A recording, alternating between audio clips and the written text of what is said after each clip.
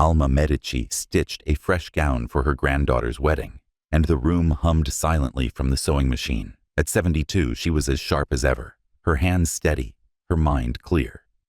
Nobody in her little town could have foreseen the storm that would swallow her life. A scandal so brutal, it would result in her dead body, discovered in her own rose garden. It started on a sunny Sunday afternoon, when Alma's friend Lydia came upon her body. She had gone, as she usually did, to have afternoon tea. Lydia expected nothing except to find Alma lying in a bed of roses, her pale face slanted skyward, her hands abnormally still among the petals. Lydia first assumed Alma had just passed out. Then, when she discovered blood seeping through her dress, she realized, "Friends, sorry to interrupt, but please help me reach 2,000 subscribers by the end of the summer. Let's keep going." Although the local police arrived quickly, it was abundantly evident from the beginning that this was not any typical case. Alma's death was declared a homicide, and the inquiry swiftly became convoluted. No immediate suspects, no evidence of forced entry. Though immaculately maintained, her house provided little hints about what had happened. Searching her possessions, the detectives sought for anything that might lead to her killer.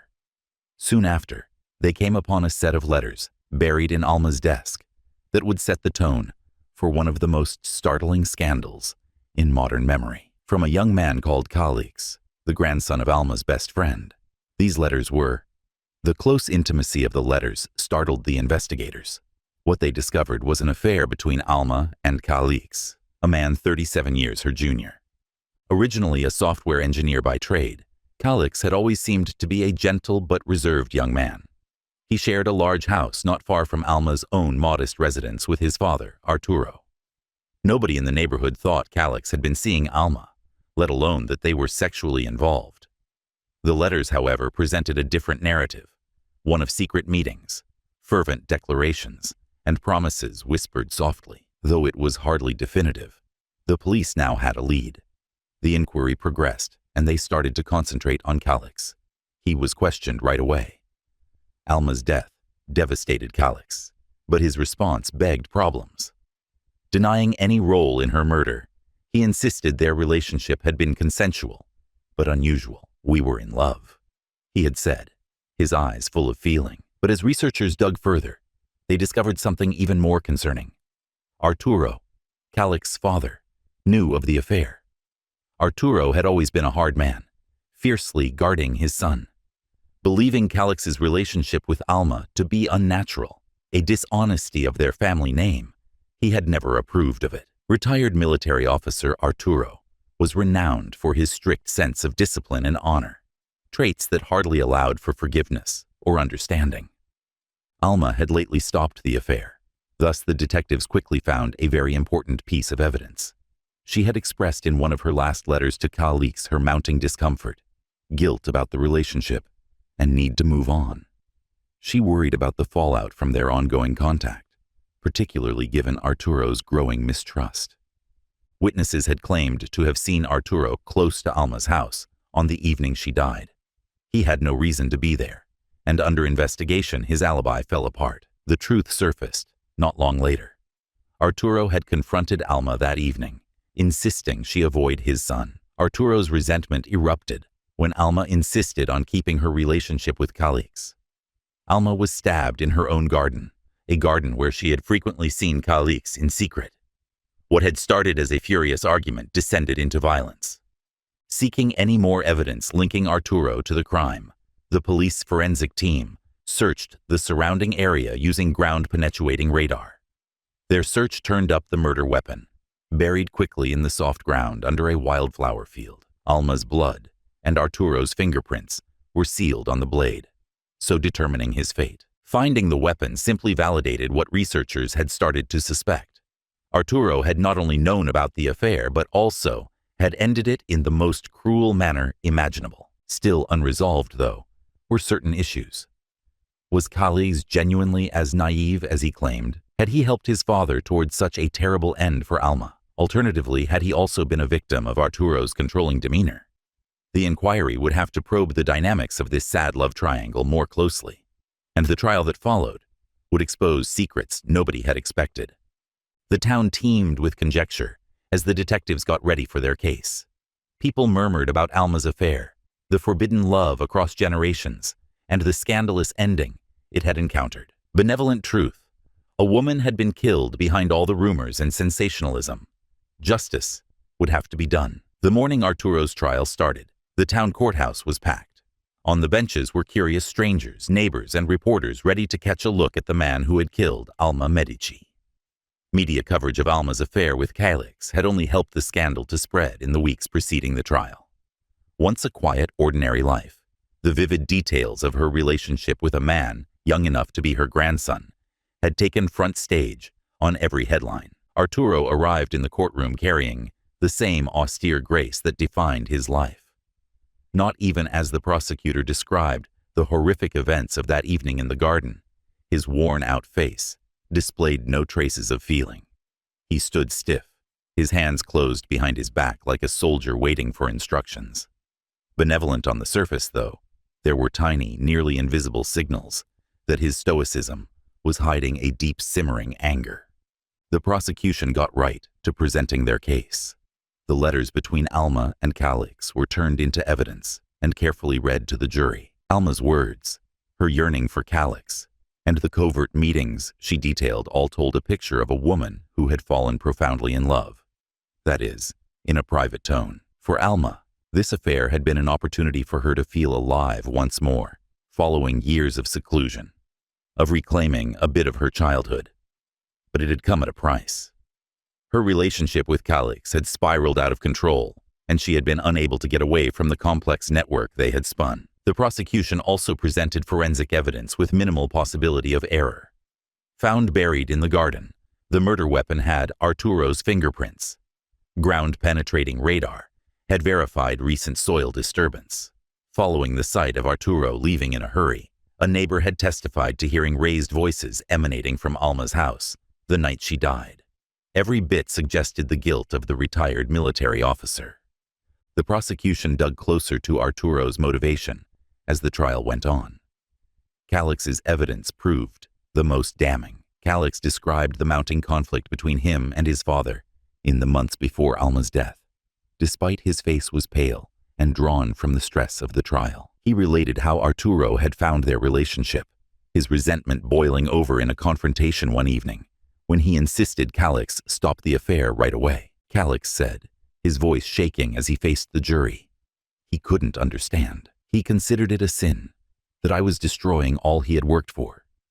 He said it was about the family's honor, as much as Alma's. He would not listen when I begged him to let us lead our own lives.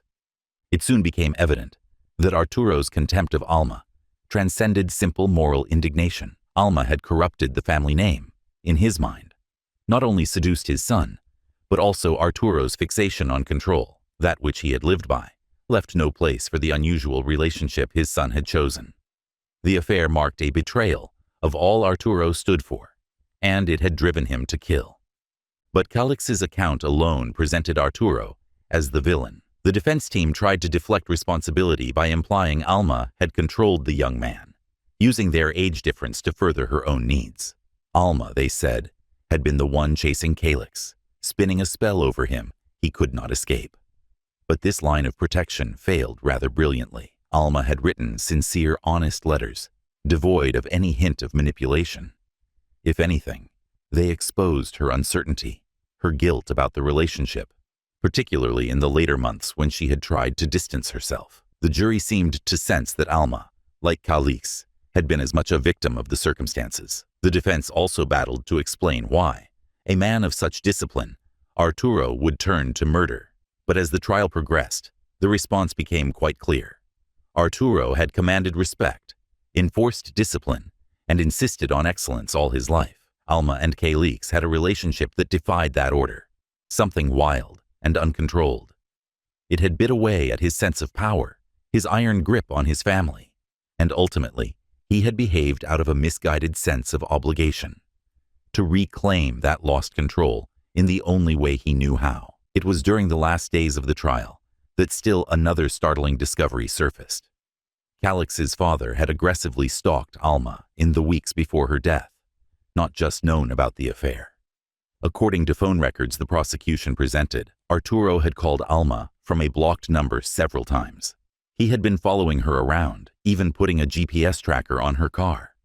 Every day his obsession grew more intense. When Alma insisted on not backing down, he knew there was no other way to fix things.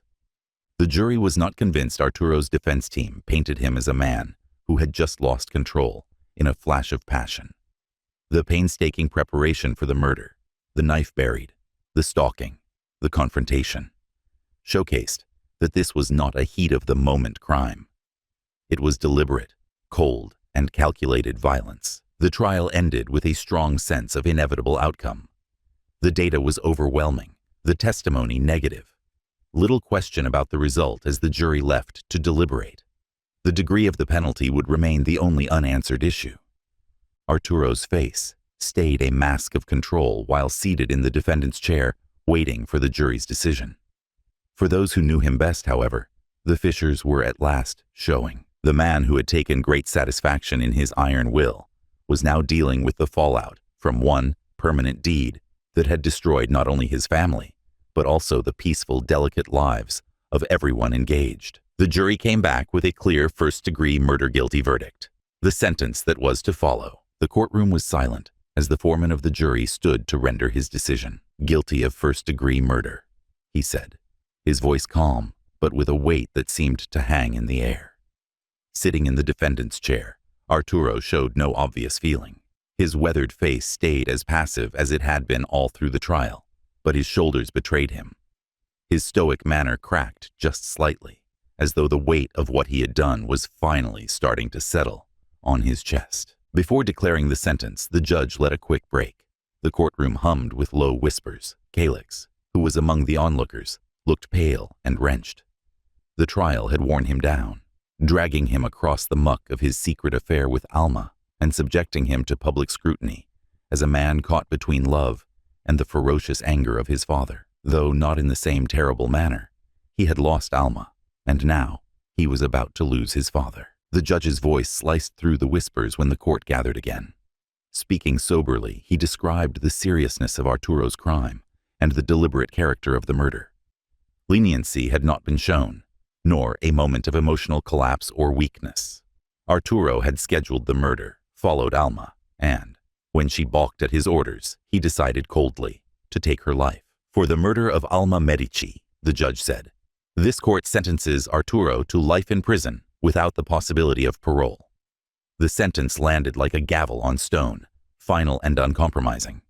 Arturo showed no response, no outburst, no pleading, not even the smallest movement of his hardy features. He had lost, and nothing remained to fight for. For Kylie, the ruling represented both a great sense of loss and a moment of justice. Though he had been cleared of any role in Alma's death, his affair with her persisted like a shadow. People murmured about him in the streets. Some were in sympathy for his loss, others in contempt of his involvement in what they regarded to be an unnatural relationship. Though Arturo's conviction served as a form of retribution, Alma's death left Calix with an open wound that would not heal readily. Calix discovered he was more and more isolated in the weeks following the trial. His father's incarceration left him alone in the large house they had once shared, a house that today felt stifling in its emptiness. His work as a software engineer became his only haven, the clean, orderly universe of coding a welcome diversion from the emotional turbulence that had come to define his personal life. But no amount of effort could clear the guilt he carried about Alma's passing. Attended by just a small number of close friends and relatives, Alma's funeral had been a subdued affair. Among the bereversers was Lydia, the friend who had discovered her body. Her heart heavy with grief, she stood at the graveside and watched the casket dropped into the ground. Though Alma had always known there was more to her than first appeared, her secret love affair had startled her. Alma had yearned for something more, something that her affair with Calix had momentarily given her before all fell apart beneath her proper, well-mannered facade. Lydia tried to live her life after the trial, but Alma's death tormented her. She considered the what-ifs. What if she had seen something earlier? Suppose she had been there for Alma in a way that might have stopped all this? Though she knew, deep down, that there was nothing she could have done to stop the catastrophe from playing out, the guilt bit at her. The town battled as well to accept what had happened. The affair and the murder dominated talks for months since the scandal had rocked the close-knit society. But the whispers disappeared and life returned to its familiar cadence over time. Still, the shadow of the events persisted, a sobering reminder that even the most apparently quiet lives might conceal secrets ready for explosive eruption into violence. Calix, meanwhile, battled to reconstruct his life. Hoping to flee the stigma trailing like a ghost, he left the town. He landed a new job in another city, far from the area where his name had come to represent scandal. But Alma persisted even in his new surroundings. Every so often he would dream of her, the way her eyes had glittered with mischief during their covert meetings, the warmth of her hand in his, the soft murmur of her voice as they discussed a future that would never come to pass. Calix asked himself in quiet times whether he had ever really considered the implications of their relationship, though certainly in love. Had that love been worth the expense, not as the woman the media had presented, but rather as the person he had known, the woman who had discovered a flutter of delight in their unusual relationship? Alma was often thought of. He also knew he could not live in the past indefinitely, even though he could never pardon himself for the part he had contributed to her ruin. Regarding Arturo, he spent his days in jail, a man whose obsession with control had brought about his own undoing. He hardly spoke, even to his fellow prisoners. Some conjectured he had at last come to regret his actions, but he never showed regret. Once a disciplined and respected man, the murder he had committed permanently damaged his legacy. Ultimately, Arturo had taken everything from himself: his freedom, his son's trust, and a life once defined by strict honor, but now in shame. Though dramatic at the time, the case finally lost public memory. Alma's name became a footnote in local history, a sad reminder of how much love might destroy, as well as how much it might heal.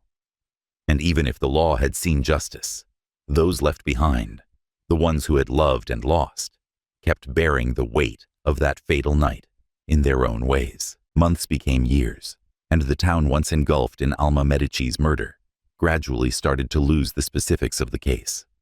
Old rumors gave way to new tales, and the collective memory of Alma and Calix began to fade. For those personally engaged, however, the wounds stayed raw and would not heal with time.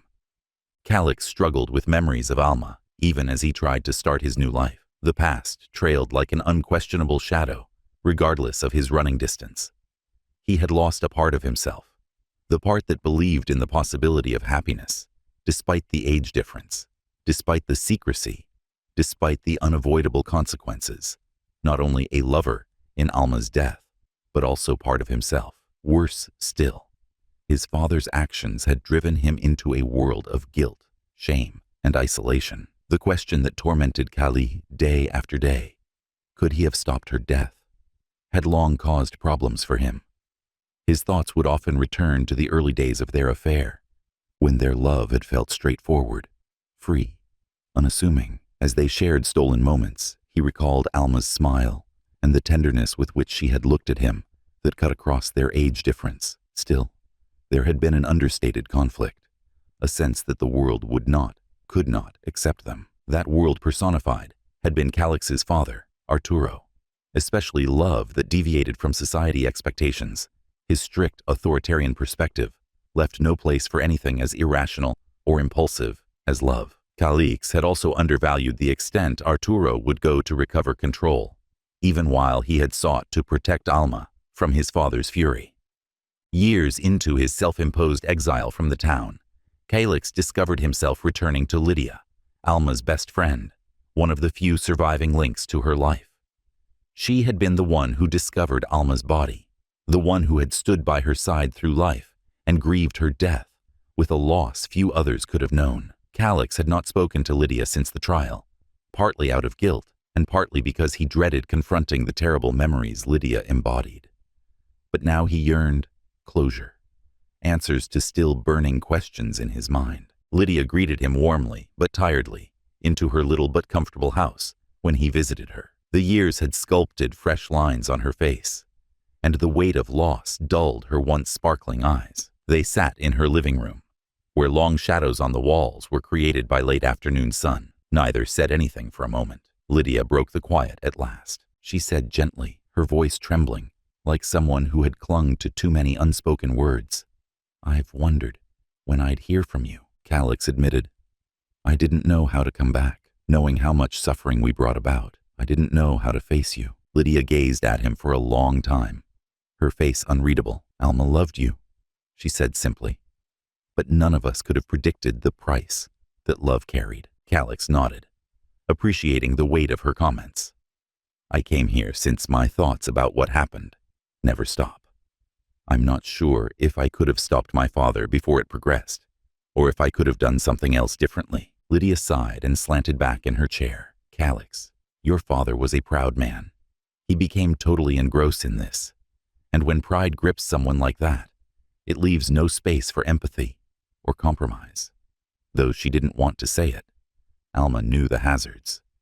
Calix heard a truth for the first time that he had long sensed but had never been able to accept.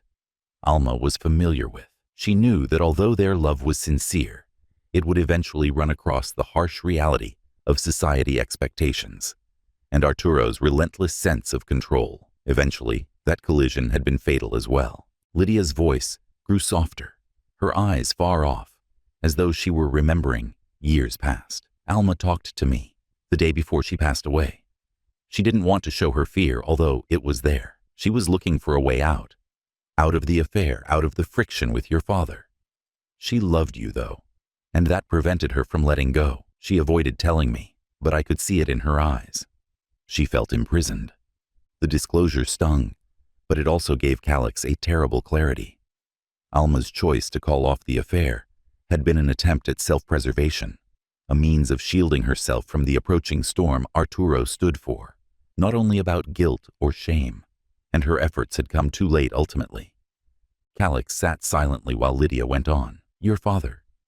He thought he might stop anarchy by dictating everything, but all he did was bring it about. Losing control infuriated him, particularly to a woman he considered as beneath him, and that drove him insane.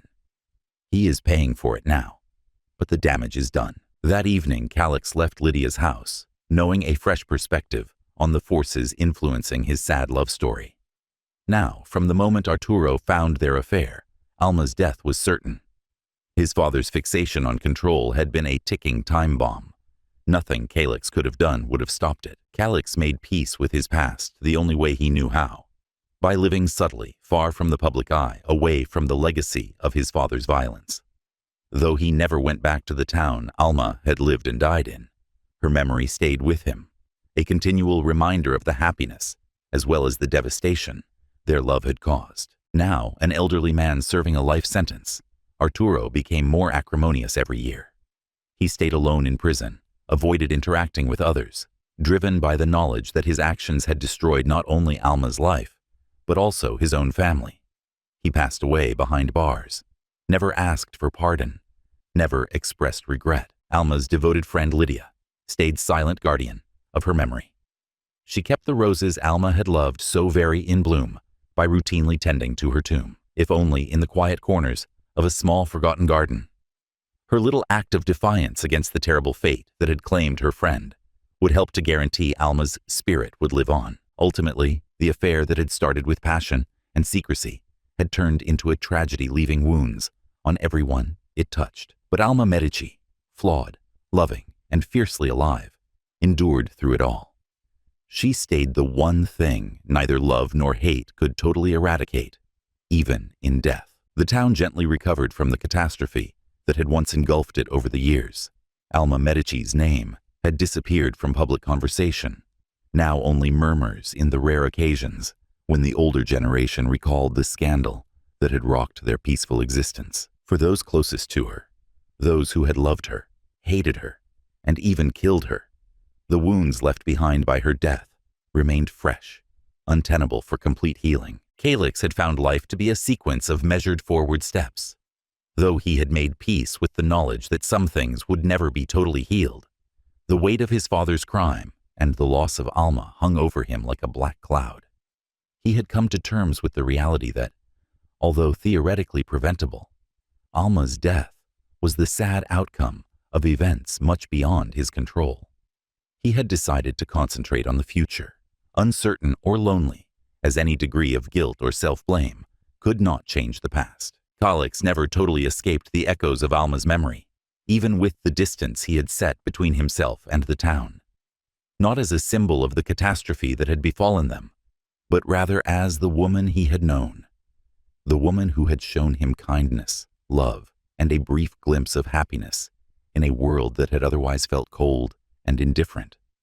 Her face would show up in his dreams, though they brought back the great loss he had suffered. Those memories were his comfort in the quiet times of his life. The death of Arturo in jail signaled the end of a narrative spanning decades of secrets and repressed feelings. Calix felt no closure or last reckoning when word of his death got to him. Arturo had passed away the same way he had lived, stubborn, sour, and unreservedly guilty.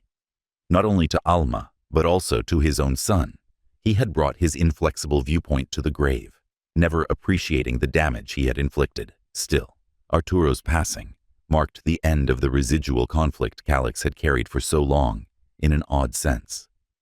Though it wasn't in the manner Calix had first hoped for, it was as though a long-held breath had at last been released. Though the legal consequences of Arturo's activities had long been decided, the emotional fallout persisted among those left behind. Lydia had never stopped going to Alma's tomb. She had carried her memory with a quiet dignity. She cared for the roses the same way Alma had once shown in life, making sure her friend's place stayed lovely, even if the world had changed. Lydia herself had grown to be rather a recluse in her later years. She chose to spend her days in contemplation, remembering the friend who had been abducted from her in such a cruel and senseless manner.